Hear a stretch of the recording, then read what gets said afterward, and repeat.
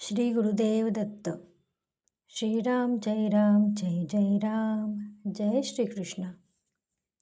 2025ची माझी गिरनार यात्रा श्री चैलय्या धाम दर्शन.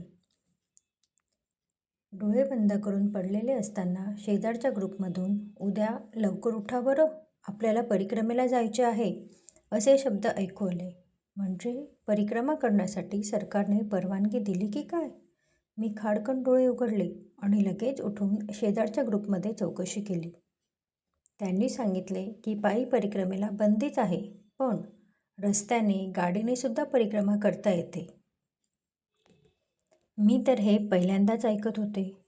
जेवढे मी ऐकले वाचले होते त्याप्रमाणे जंगलामधून पायी प्रवास करून आणि जंगलामध्ये एक तरी रात्र मुक्कामास राहून जी परिक्रमा होते तीच परिपूर्ण परिक्रमा असते. या ग्रुपमधील काही लोकांना गावातील रिक्षावाल्या लोकांनी सांगितले होते की रेवत पर्वताला आजूबाजूला असलेल्या रस्त्याने गाडीने जाऊनसुद्धा परिक्रमा करता येते. तो साधारणतः 100 किलोमीटरचा प्रवास गाडीने 3 ते 3.5 तासात पूर्ण होतो. दुधाची तहान ताकावर भागवणे या म्हणीचा प्रत्यय मला तेथे आला. मी आणि प्रशांत दादांनी विचार केला, आपले ट्रेनचे तिकीट उद्याचे दुपारचे आहे. आपण असेही सकाळी रिकामेच आहोत. आम्हीही त्या ग्रुपसोबत गाडीने परिक्रमा करायचे ठरविले.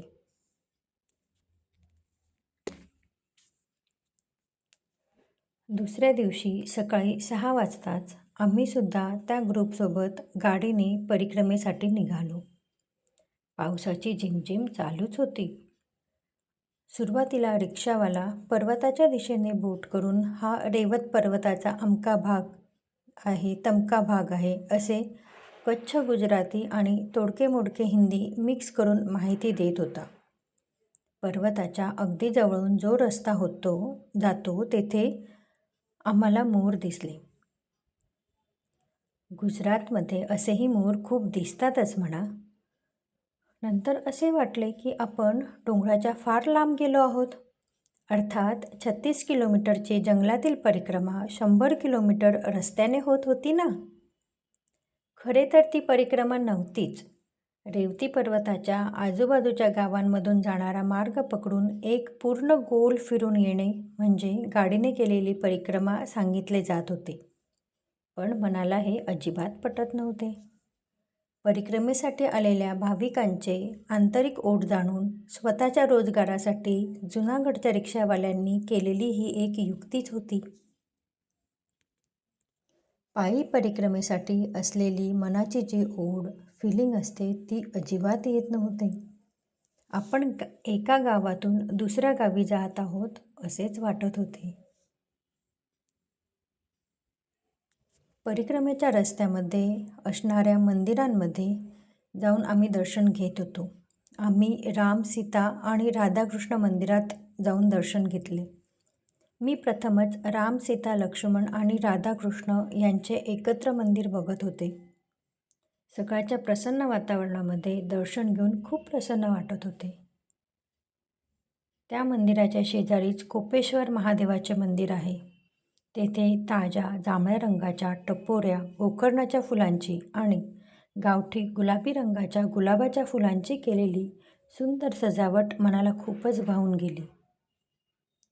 तिथून निघून आम्ही पुन्हा दुसऱ्या गावाला रिक्षाने जायला निघालो.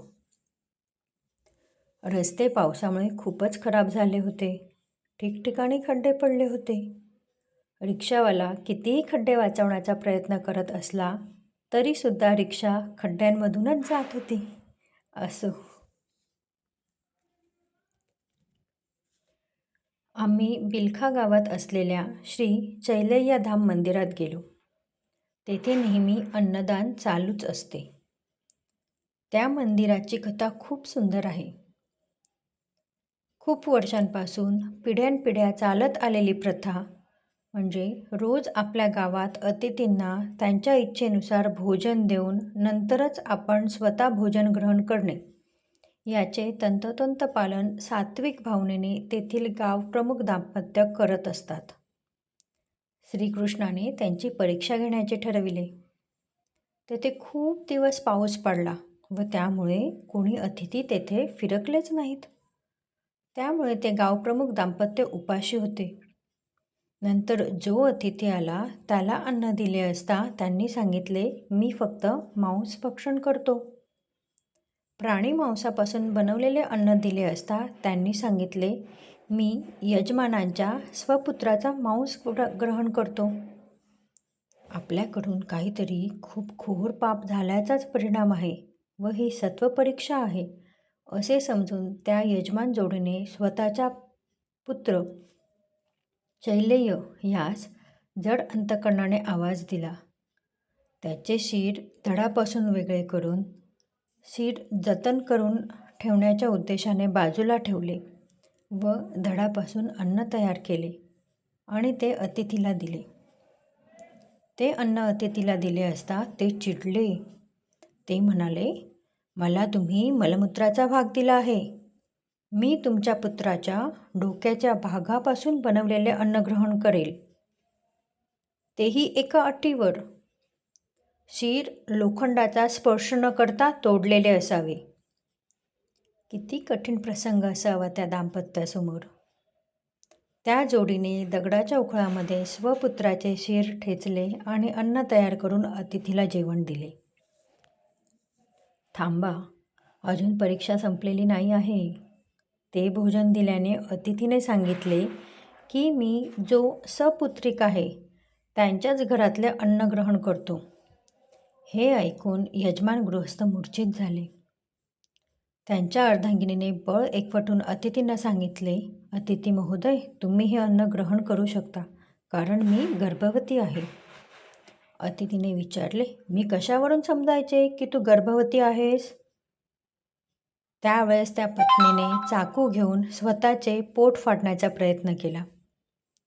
तोपर्यंत त्या अतिथीने दरवाजाकडे बघून चैलेय अशी हाक मारली. तर काय आश्चर्य, त्या गावप्रमुखाचा मुलगा चैलेय बाहेरून खेळत खेळत घरामध्ये आला. त्याच्या अंगावर कुठल्याही जखमा नव्हत्या. नंतर श्रीकृष्ण आपल्या खऱ्या रूपामध्ये प्रकटले आणि त्या दाम्पत्याला दर्शन आशीर्वाद दिले. त्या मंदिरामध्ये या सर्व कथेच्या हुबेहूब प्रसंगाची मांडणी केलेली आहे.